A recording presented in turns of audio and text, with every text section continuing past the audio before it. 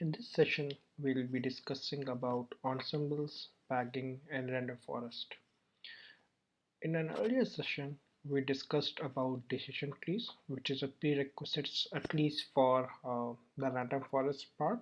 So if you have not gone through that session and if you have some doubts in decision tree, please have a look at that video before visiting this. That will be helpful. So let's start with the discussion on first ensembles. So what is an ensemble? Simply said, ensemble is a final prediction of a quantity by not by just one variable model but multiple models.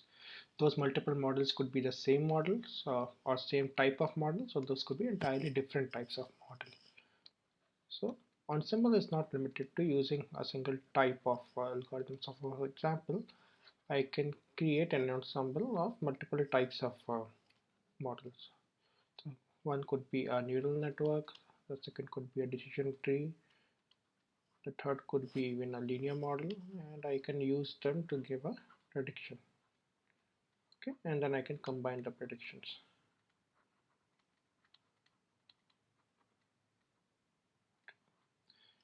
In this particular case, since these are three different models, it will be very difficult to have the three models come from an identical distribution.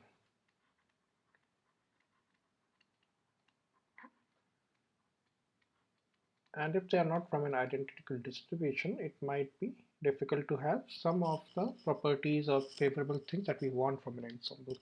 So ideally, we will be talking about ensembles which are made of the similar algorithm or the same learning function or the same approximator. We'll use these terms interchangeably here. In ensemble, we have now two types then, and both of the types will be made of similar types of model. One is what we will call bagging, that we'll be discussing in this session, and the second is what we call a boosting.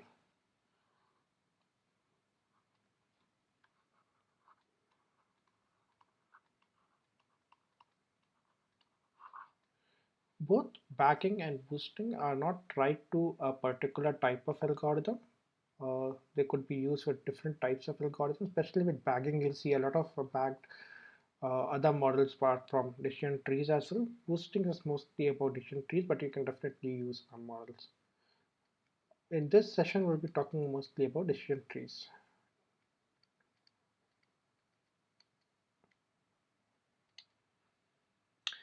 And when I say over here different models, there will be some prerequisites of what type of models we can do. So basically what we want is a weak classifier or a weak model. Okay, and we'll discuss about why do we require a weak model or bagging. Okay, so now let's discuss bagging in slight details.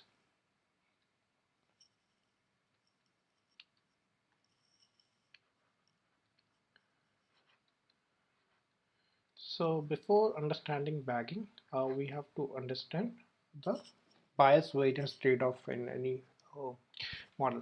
We have done a detailed video on bias variance trade-off. Please have a look at it if you have any doubts in bias variance, but we will summarize just a bit over here. So as per the bias variance trade-off for a given error, so my total loss of a particular model is the sum of my error of the models plus my noise, and my error is actually a combination of my bias and variance. So is equals to bias square plus variance. So for a given error, I can either minimize the bias or the variance, or can have some of the intermediate positions. Now since bias is square, we'll have the bias line which will be going something like a square. Variance would be linear, but at a lower point of the bias, variance would be the highest. Okay, so this is linear, right? So this is your variance, this is your bias square. Okay. So for an individual model, if we are training, we would try to achieve this particular point in the model such that we have both bias and variance as a very balanced sort of a condition. And at this sort of a balance, if we are talking about total error, this will also be at its lowest point. So this is the lowest point. After that, I'll start increasing. So this is my error. Pi square is this one. Okay, so at this particular point in time, instantly if you're doing an optimization of these curves, the error would be also at the lowest. But this is about a single model where this bias variance trade-off starts. Now suppose we want something better. So in something better, it's not achievable from one particular model, but we can use multiple models to achieve that something better. So now we actually train a lot of different models. Okay, so this is model 1, model 2, model 3, model 4. Okay, model 1 to say model N. Each of these models is something called follows an IID. Okay, what does IID stand for? This is identical. We'll talk about these conditions and these assumptions. This is independent distributions. There's a very specific reasons why we require these assumptions.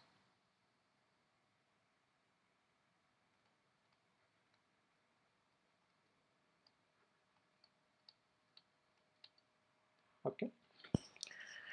If these are identical and independent distributions, and now instead of following this curve, I stop my training somewhere around here, which is a very low bias point, which is achievable by any of these models. Okay, at this particular point. So each of these has somewhere around here a bias, which means they will have individually a very high variance. So somewhere around here they will have their individual variances. Okay. So, but if I combine them, the variance will come down. So biases will still remain like the expected bias of all of these models combined, which will be the mean of the bias, we can say, not exactly mean because this is square, but somewhere around the expectancy of the square, you can say somewhere around there. But in the case of variance, it will come down. It will not be expectancy, or it will not be like an average. It will still be expectancy, and we'll talk about how it will come down. So let's try to understand this concept in two different ways. First, as a mathematical way of understanding why the variance will come down. So in the case of expectancy, if you're talking about, okay, so if you're talking about expectancy of my collection of models, so suppose I call it model M is equals to, in the case of bias, so let's assume this diagram. Okay, now if there was only one model, we discussed a similar scenario earlier and we were asked to score different data sets from it. Okay, and we plot the accuracy of the data set. So suppose there are say 100 points each. So on each of these 100 points we calculate the accuracy, and then we take the mean of the accuracy, which is expectancy of accuracy. Okay, from data set 1, expectancy of accuracy from data set 2, and so on and so forth. Okay, and if I plot this on and take a distribution of it, you'll see something like say this. Okay, so suppose this was my targeted point, and if my accuracy is not enough, it will be scattered over here. Okay, so even if the model is very accurate, all of these in isolation, we get somewhere around this point if we try to average, but individually their predictions are scattered a lot. So this is the variance problem.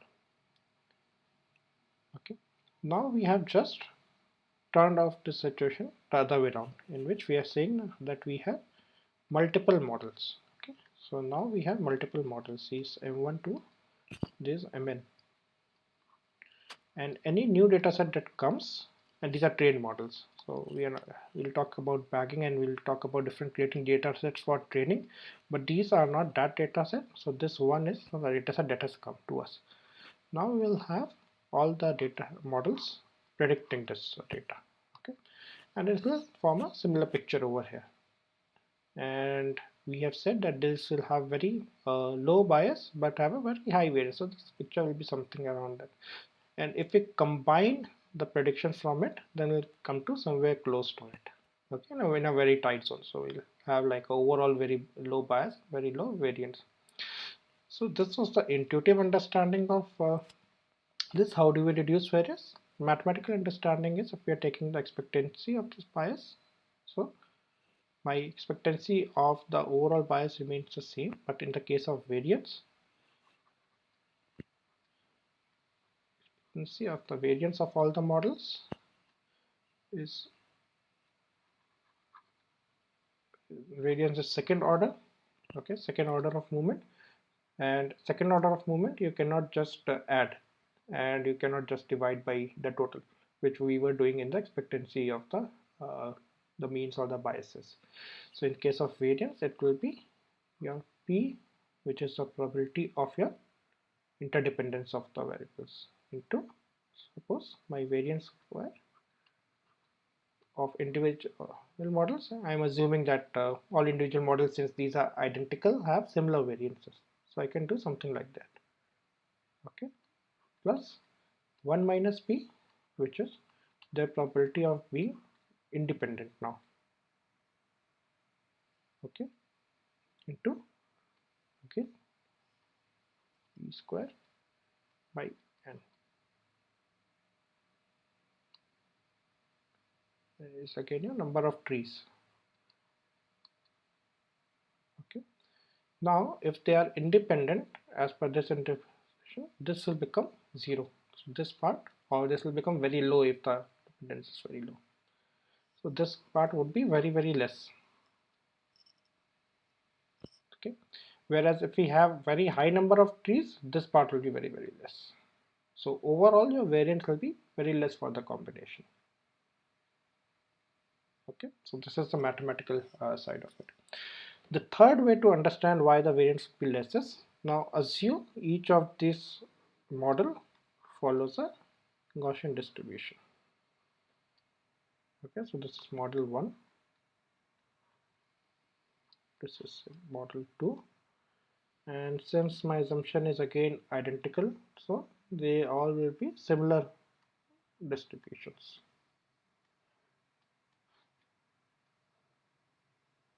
Okay, this is model N.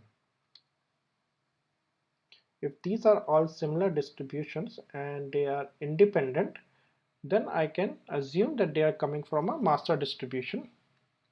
And if they all work on one data set to produce a predictions, their prediction will also lie into some of this final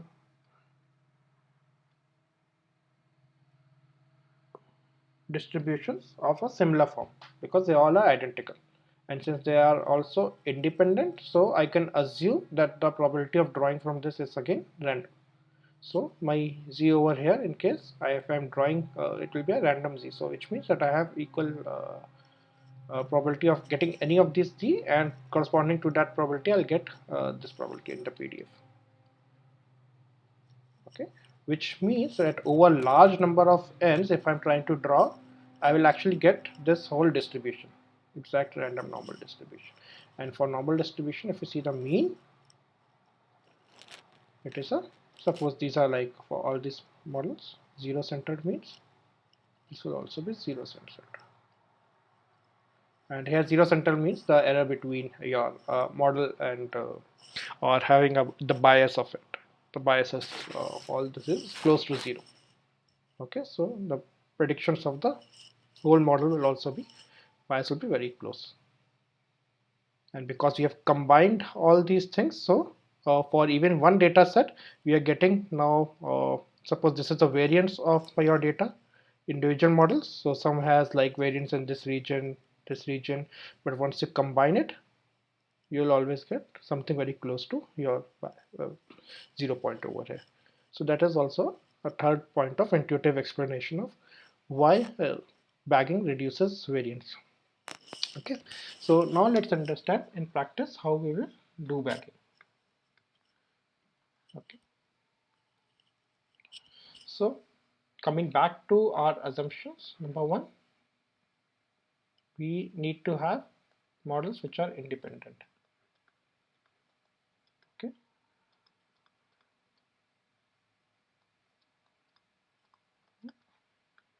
need to have almost identical learning functions.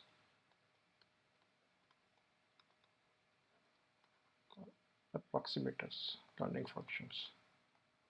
So what they will learn will be different, but how they learn will be similar. Okay, so this is what these two lines means. Independent means that what they will learn will be different. They will not be like dependent upon each other. But identical distribution means that how they learn or the approximation function will be similar. So how do we create in such a scenario, especially when the training data that is given to us is the same for all the models, because we submit this as the training data to a random forest say classifier to learn. So suppose this training data has 1000 records. Okay. Now instead of using the complete 1000 records to train each of these models, I'll say only use some part data to train each and every model. So this is model M1 to M. Now how much data I want to train for each of these things is a parameter that we can decide. For this particular example, let's assume that we are making 10 models and each of these 10 models is trained on hundreds records of data. Okay, this n is equals to 10. This is also 100. And how do we choose data is by replacement. All these 100 records that you are seeing, we have come by replacement.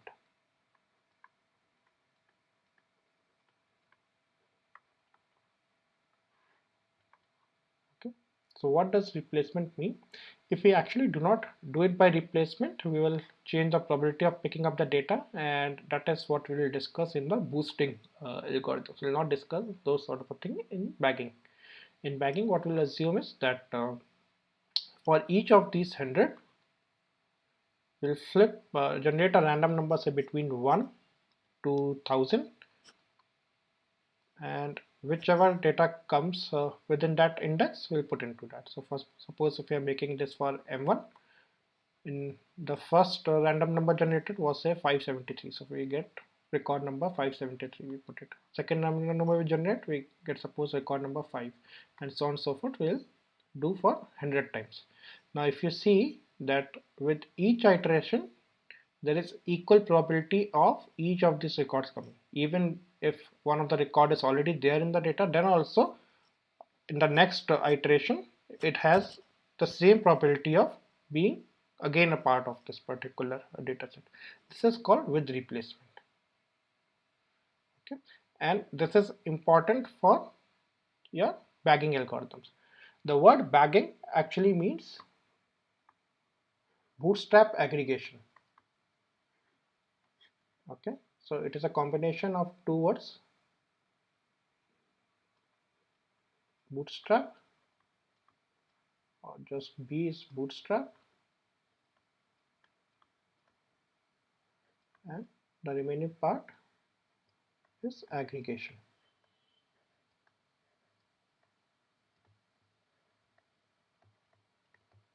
Bootstrap is nothing but the process that we explained, picking up data with replacement.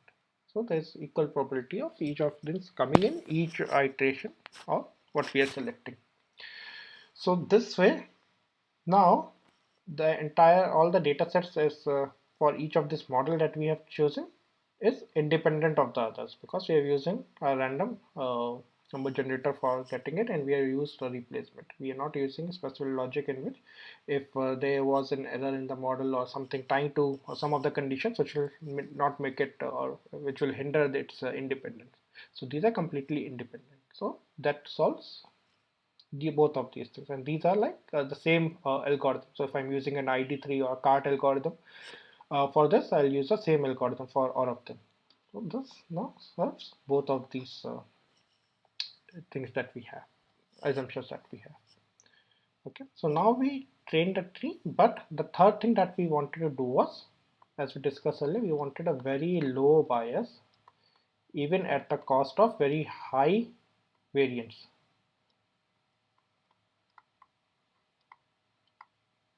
Okay, so we'll reduce the bias as much as possible. If variance goes high because of that, and that it will go high, we'll let that be. We'll survive with high variance for individual models. Okay, so to do that, what we need to do? So in the discussion that we had earlier for different types of models, so bias variance, and we'll have a similar discussion in the case of regularization. Suppose if I have this function, okay, and I'm trying to model this particular function. This is my, and I have the data which are here. I do not know from where these data came, but I'm trying to guess this function or predict this particular function. If I make a model which overfits over here, it will go something like this. Okay. So what we do over here, we use regularization. What was the purpose of the regularization? To make the model simpler. And what did that simple thing did? It tried to do a similar thing that we want to achieve over here, which means that if we can make a decision tree also simpler, we can achieve a lower bias on the decision tree. And what are the ways to make a decision tree simpler or to apply regularization in that?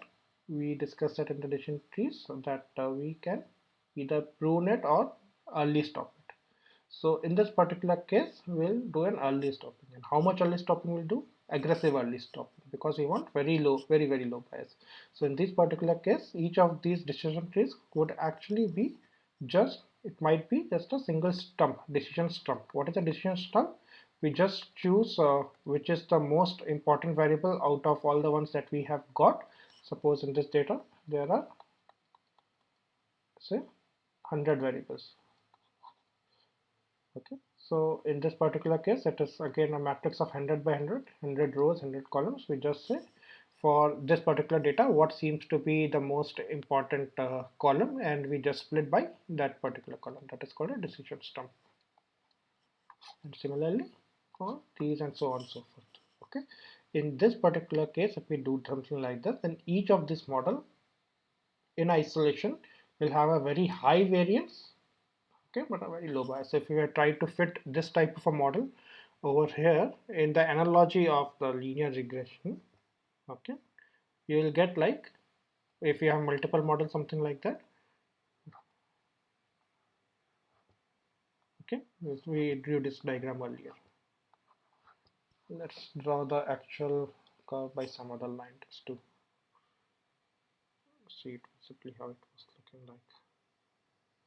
Okay, so in combination, if you take an average, they may still fit it, but alone they are like two varied in space. Okay, using one of particular model, you cannot even have a certainty of variance landing. Okay. Then now we come to the second point, which is aggregation. So once we have a new data set, let's use some other color for this new data set, because this is the scoring phase or the inference phase for us. So this is your new data. Now for each of these 100, we again use the reverse.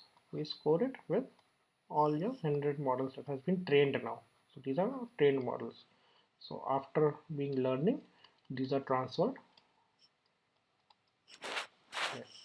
And then we score the class of it. Okay, so for each of these elements, we score the class. Or if it is just one element, that is also fine. We'll score the class of it.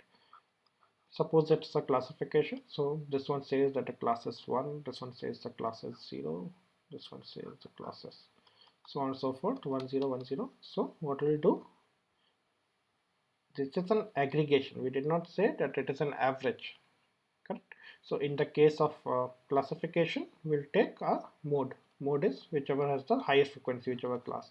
So suppose if this is not just 2 class but 3 class. So for example, in the iris example, if you are doing, it is like a which type of petal it is. Okay? Or if we are saying it's a color, it can be like a red, blue, or yellow color. So whichever is the most frequent one or the mode tendency as a central, will take that. If it had been a continuous, we could have taken a mean of it, which is the average sort of a thing. Okay, this was the second part, and this is going into the prediction part. So this completes our discussion of bagging in general using decision trees. You could have done with other things, but it should be a weak classifier.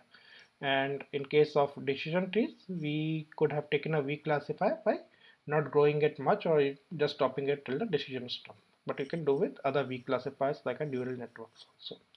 I'm not talking about deep neural networks. Deep neural networks might not be a weak classifier. I'm just talking about artificial neural network, single neuron, okay, or a non-deep sort of a network. Most of the case, it's not even a network. It is just a neuron that is used, because network will not be so weak. But a neuron is a weak classifier. So we can use that, but that is not generally used. It's generally decision trees used for some of the other advantages also. For example, by using decision trees, you also get some sort of a predictor importance also, but we'll discuss that later. So now we come to the third part of our discussion, which is random forest.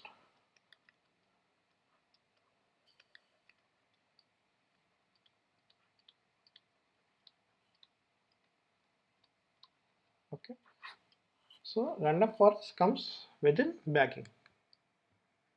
So bagging in itself can be a big class. It can be of used any sort of a weak classifier. One of the weak classifiers we discovered, or one of the better ones, is a decision tree. And we already discussed one algorithm on a general decision tree. How do you do it?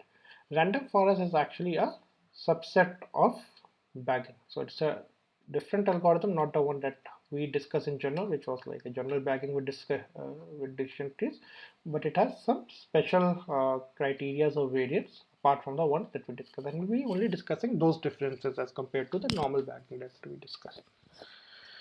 So what random forest does is, and one of the specialties of random forest advantages is, number one, it is can also be used for data set which has very large number of features. Okay, large subset feature space could be used over there, could be used.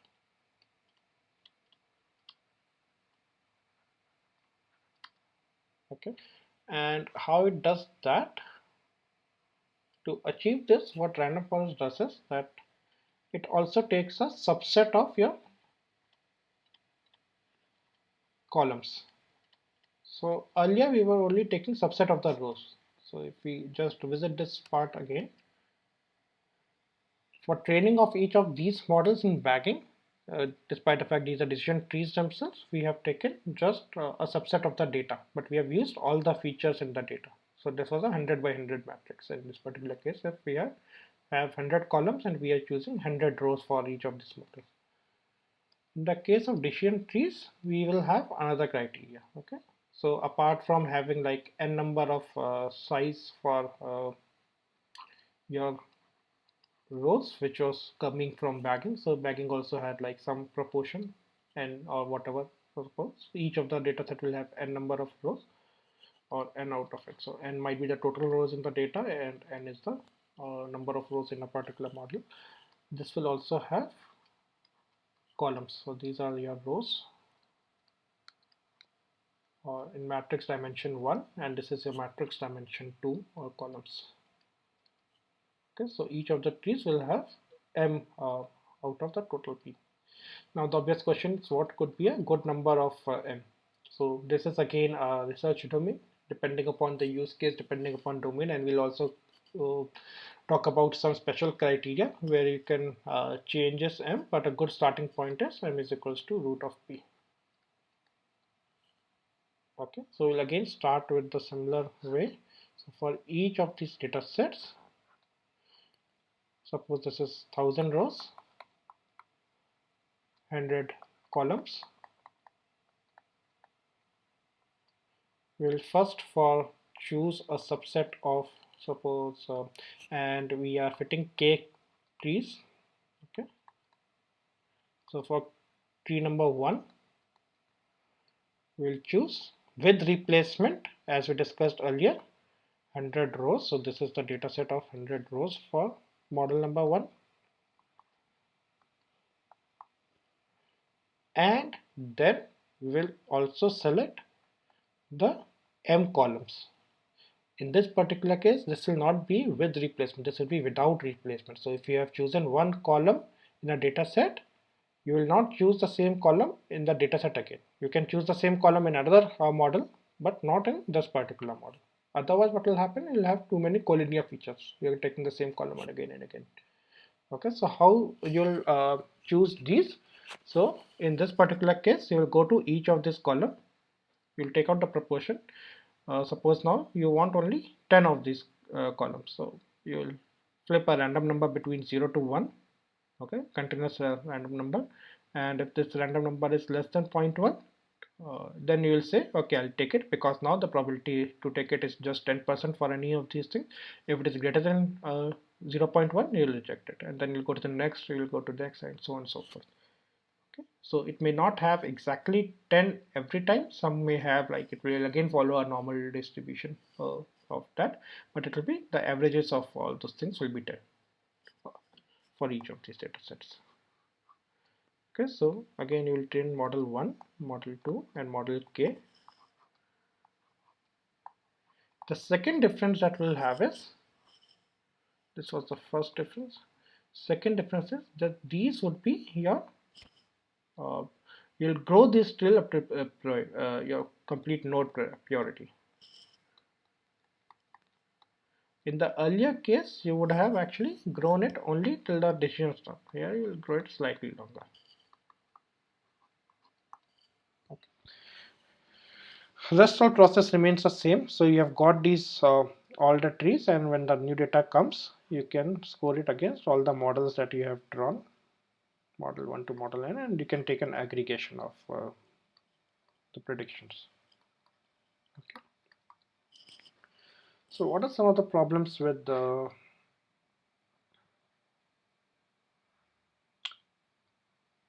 random forest especially? So suppose I had 100 columns, okay,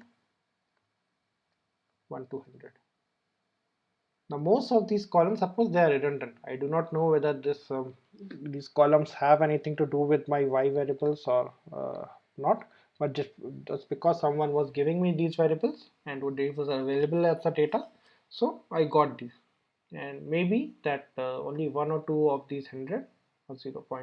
Say 1.01 or 0.02% of the columns are important or have some good correlation with y, not exactly correlation, but are important predicting y. The remaining, say 98% column, are not important. In the case of random forest, you are dropping most of the columns, you are only retaining some of the columns. So if only 1 or 2% of the columns are important and you are taking 10% of the columns in any of these models, so there's only 10% that your 10% trees will only be, say, have any sensible predictions. Rest all ones are actually noise. Okay, so 10% may have some signal, not exactly complete signal, because they have some other variables also. They will have some signal. The remaining 90% would be noise. Okay, and if you're taking an aggregation of this, always this aggregation will win. Okay, the only condition should be hopefully that these are completely random, and in that particular case sometimes you'll strike these again. Okay, but otherwise this will not work. So what you can do in this particular case, you can increase your m by p ratio. Okay, in this particular case I'll make it more closer to a normal bagging. So in case m is equals to p, then it is a normal bagging and it's no more a random forest. So that is why in random forest m will be less than p. Okay, so this will be a random forest.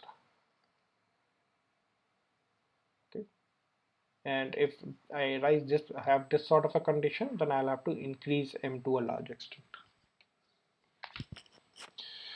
So this concludes our discussion about random forest. If you have any other questions, any other doubts, please leave in the comment section below.